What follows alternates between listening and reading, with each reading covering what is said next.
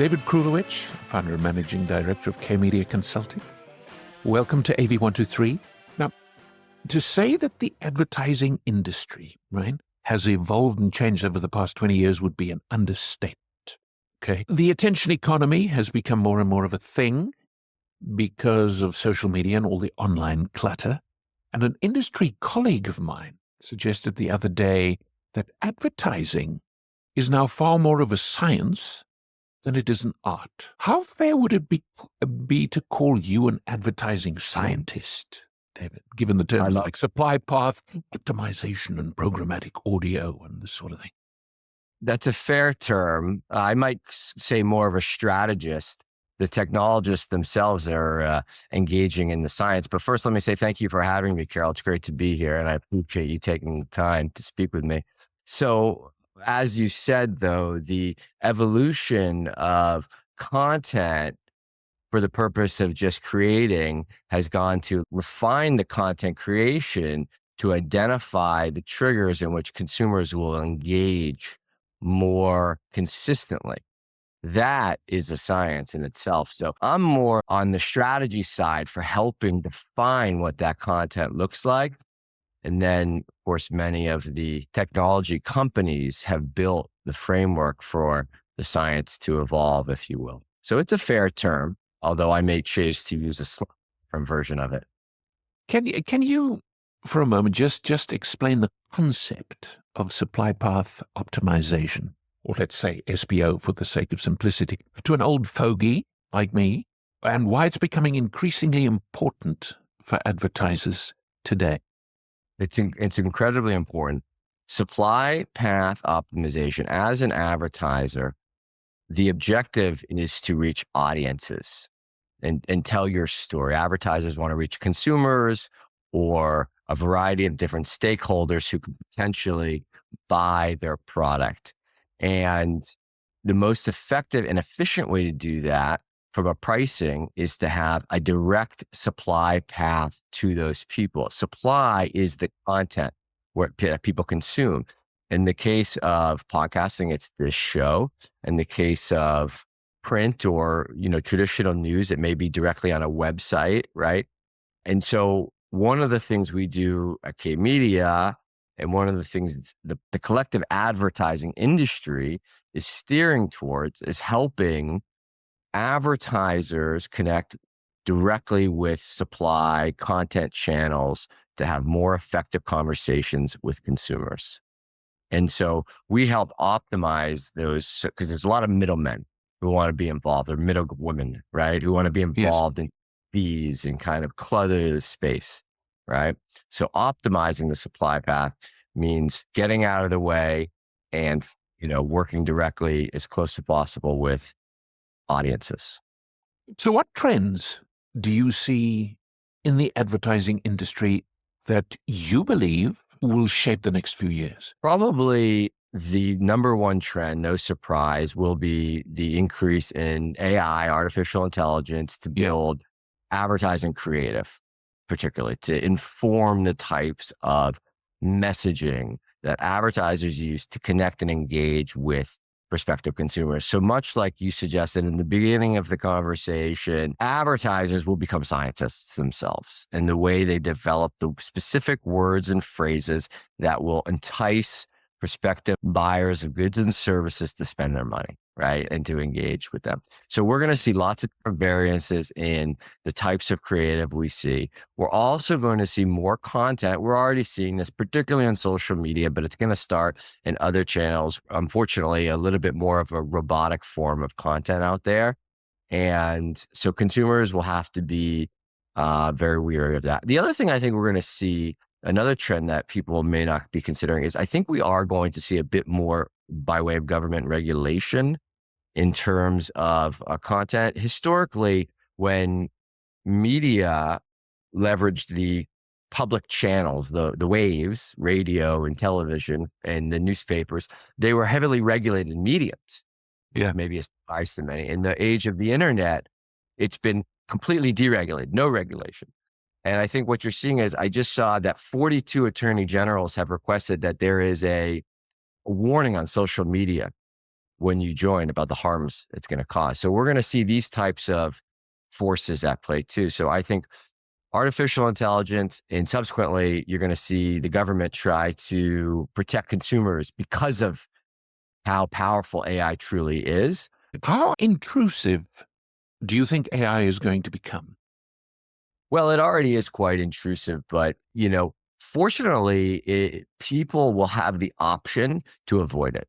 Okay. So that's really important. For example, consumers may choose to engage in real conversations by way of listening to podcasts. And by the way, I'm talking about in the context of media and advertising. AI is going to be, in our everyday life, as you go about your business, working, traveling, commuting, shopping, buying, so on and so forth, you're going to have everything's going to be artificially intelligent. But in the context of media and entertainment and what we consume into our brains and how it involves our thinking, it's going to be very prevalent, but there will be ways for consumers to avoid it. Like, for example, engaging in music or podcast conversations or in trusted news, right? By having relationships with people. And those people may not be your friends and family only. They may be famous, maybe not somebody who you know directly, but somebody who you have become to trust, who is a reliable source of information and entertainment, right? And so I think that while AI will be very prevalent to your question and very much an option, again, there will be ways to avoid it. Although it will take people who are, proactive Yes. in their diets and their media diets. Is AI making advertising sneaky? I would say yes, it could. Is it yet? To some extent, in some forms, I'm seeing that. Yes, particularly in social media. Particularly on social media, we're seeing that. We're not seeing it as much in connected television. We're not seeing it as much in radio or streaming radio, or we are seeing it in websites as well, where you'll have artificially intelligent headers, what we call clickbait, right? Yeah. They're trying to get you to click on an ad, right? Or click on a sponsored post. Maybe all of a sudden it's the stock market is going to crash. Click on this and they're selling gold, right? Yeah. Well, for sure, that's an artificially intelligent headline, Yes. right? And that is sneaky, if you ask my opinion, right? Yeah. So for sure, that's something that we have to be cognizant of as consumers. Yeah. Given that, David, how can brands who want to protect their reputation, if you like, how can they ensure transparency and efficiency when optimizing their supply paths in programmatic advertising? That's a wonderful question. And that's really the heart of the challenge that marketers are going to have over the next several years. Yeah. How do you create custom and tailored messaging for consumers while being transparent and building their trust?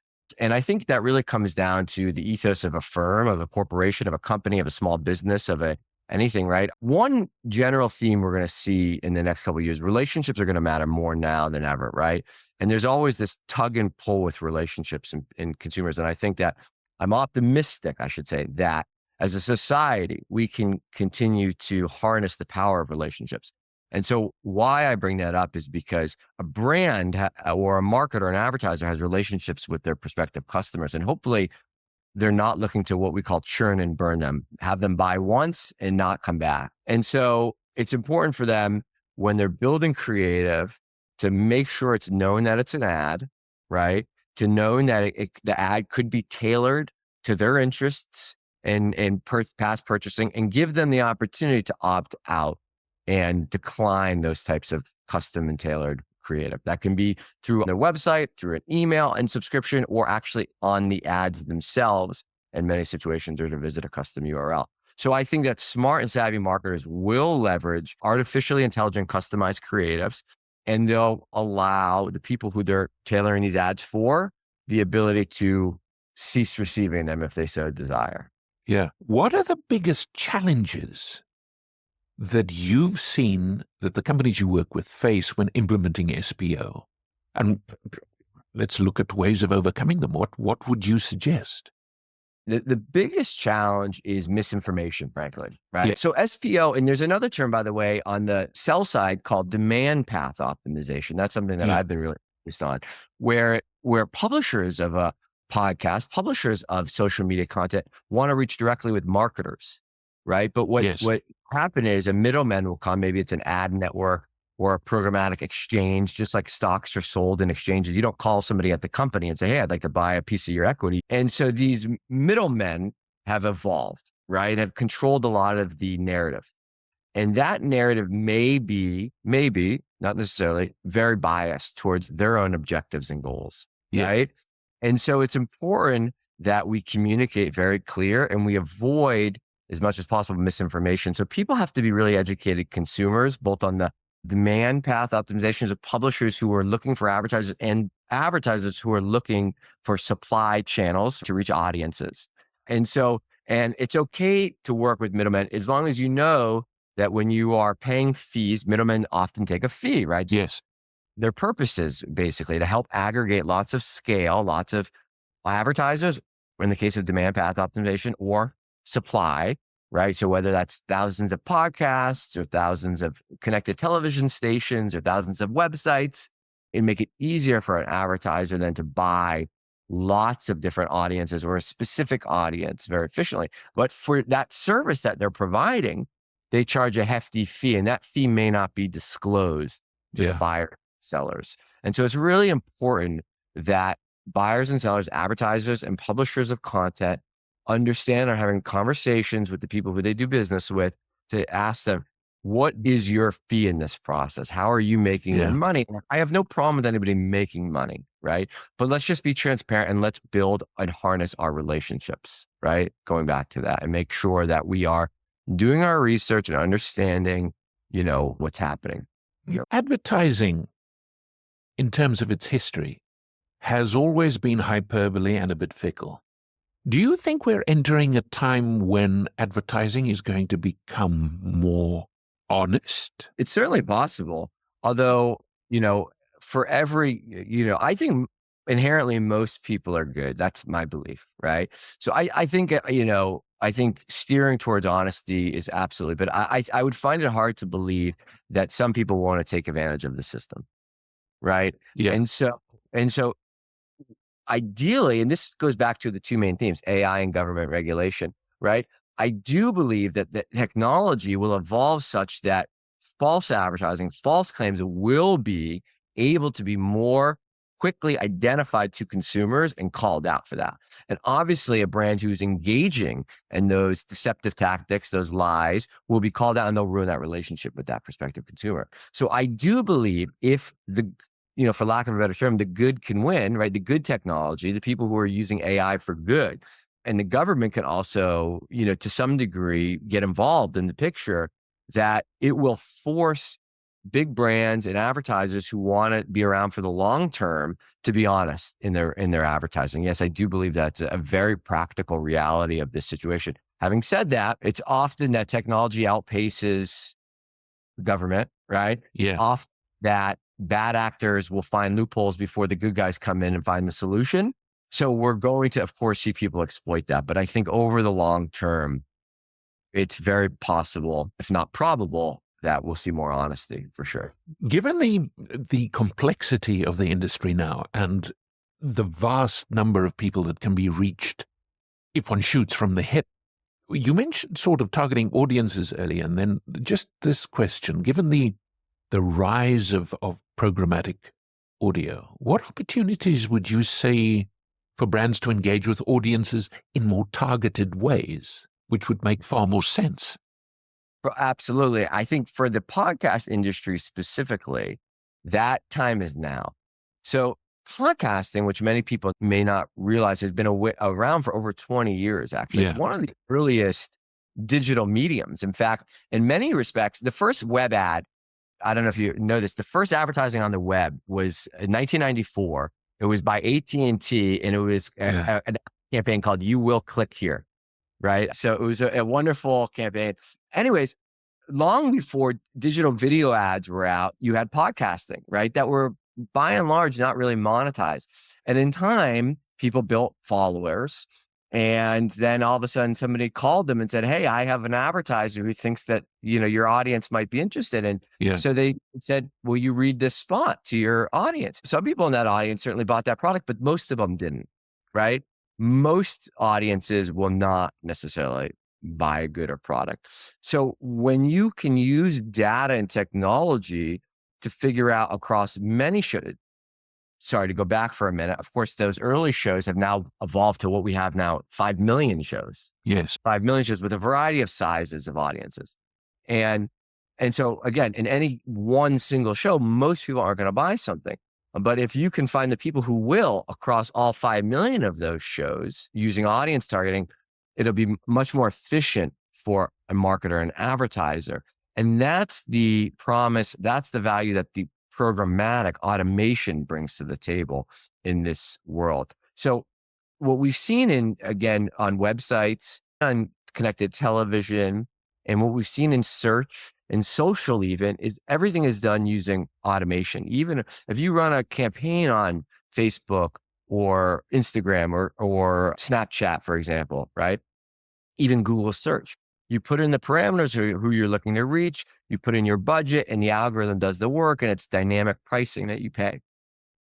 Historically, podcast medium hasn't been done that way, but that's where we are going to be this year and the next couple of years. We're seeing a quick evolution. It was 11% 2 years ago. I suspect it'll be as high as 40% of podcast advertising next year when the IAB, the Internet Advertising Bureau, releases their report.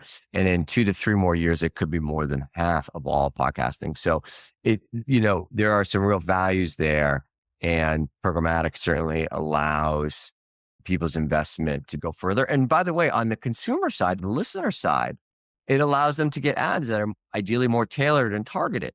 And remember, as we already talked about, though, we're going to give them the opportunity to opt out of those tailored and targeted messaging if they want. Yeah. How do you see programmatic audio evolving in terms of ad creativity and personalization over the next couple of years? That's the big opportunity here. That's I would argue, the most exciting frontier is that you can use, such a large number of variations in the creative. For example, if we look at just the United States, there's 210 designated market areas. There's hundreds of thousands of zip codes, right? Yes. Every one of those zip codes could have a different ad. Hey, customer in Boston. Hey, customer in Chicago. Hey, customer in Los Angeles, right? That's one example, right? Another example could be the time of day, right? Starbucks wants to promote their, espresso in the morning, and maybe an afternoon snack, or they're doing a new dinner service in the evening, right? So time of day. You could talk about the different product lines that a marketer might have.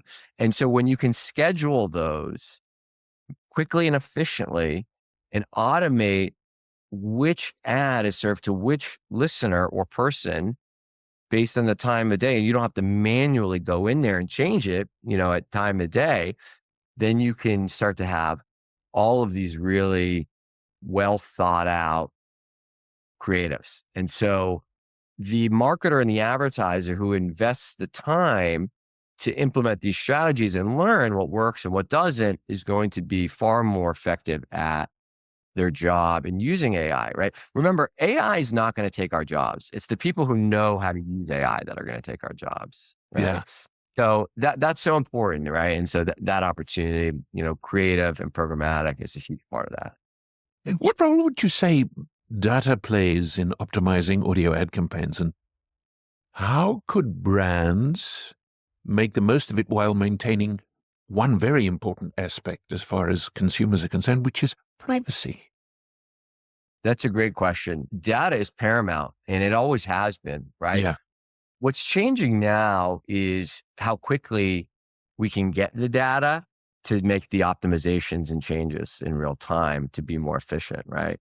So every ad campaign today, regardless of the channel, should have some degree of data feedback loop, right? So they understand.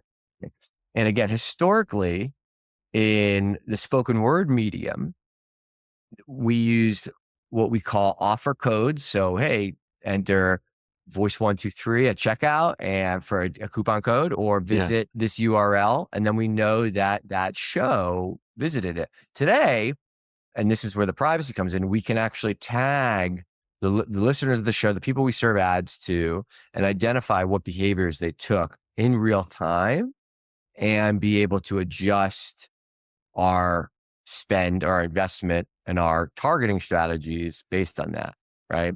Yes. And so we used to have 24-hour, 7-day, 14-day windows. In fact, in the time of radio, they did this thing called Nielsen. I don't know if you're familiar Yes, I with do. it. Yes, very much so. And they did it twice a year. So you got feedback every months. And so what we're doing is we keep on narrowing the window on that feedback loop. So 6 months, and then it was a week, and then it was a day, and now it's in real time. And now not only is it in real time for humans to optimize, it's real time where we can put algorithms powered by AI to do the optimizing for us. Yes. Right. And so all of these different parameters that we're getting, whether it's the device somebody listens to, are they more likely to be my customer? For example, a mobile or a desktop. Are they listening on Spotify or Apple? Are they in, again, this location or that location? Do they listen to this much of the show versus that much of the show? Okay. Right. But knowing all this, though, that could be, some could construe as being highly sensitive information. And so we have to collectively, again, that's the AI, we have to bring the representatives of the people, the government, to the table to have a voice in this situation and say what is acceptable and what's not. And so I think that today, smart brands, smart technology companies are giving consumers the opportunity to opt out, but it would be nice to have a global consensus here in the United States, at least, where they've created them in Europe. And here we have a patchwork of different states trying to help protect consumers' privacy. And we really need a kind of a more federally broad approach to that. Let me throw this at you. How would you say advertisers can balance cost efficiency with the quality of inventory when using programmatic buying in audio? Balancing cost efficiency with quality. That's a great question. The most important thing to ensure quality of supply is to have transparency in where we're running and what conversations are being had. So we talk about audio specifically, or what songs I'm listening to.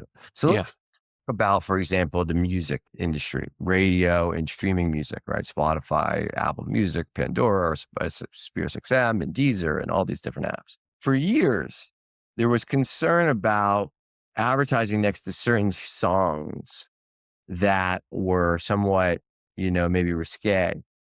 By and large, that has been less of a conversation recently, but I wonder if it should. Should these companies not be responsible for sharing with advertisers what songs their ads are being adjacent to?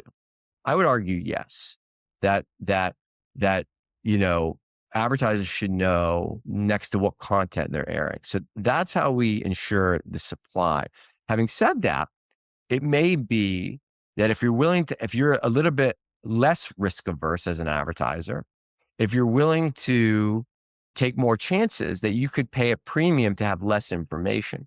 And the balance, and the really savvy marketer and those who will be successful are those who know how to strike that balance between paying for that premium information and location versus potentially not having that information and getting a discount, and making sure that they can, manage the experience for consumers, right? So there's no easy answer to that question. That is what a really savvy marketer will be able to figure out. But again, it comes back to knowledge, information, right? Relationships, and testing and learning, and being able to act. I always like to use the term from Amazon. One of their principles of bias for action, right? So we need to attempt. We need to be, we should choose to lean more towards doing versus not doing, and learning versus waiting and researching indefinitely. David, as a final question, right?